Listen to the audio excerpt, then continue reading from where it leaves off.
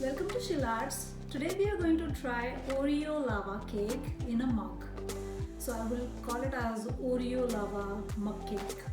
For that we need Oreos, milk, and some melted chocolate chunk with balls. I just melted few of the chocolates and then I made them thick, right? And just oil spray for the mug. I'm going to do the paste of Oreos. So I have put the Oreos in the blender. I'm going to put some baking powder here. I'm sorry, this way. Just a little pinch of it. And I'm going to pour milk in that. And I'm going to put the mixie on.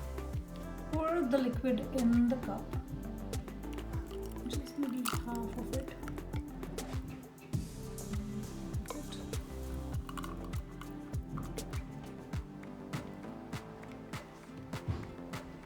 And place the bowl, the chocolate bowl in here.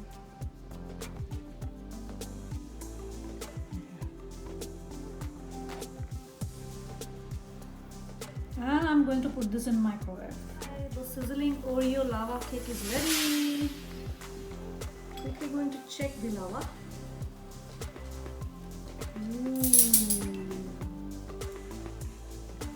Look at this. I can't test it, it's really hard, but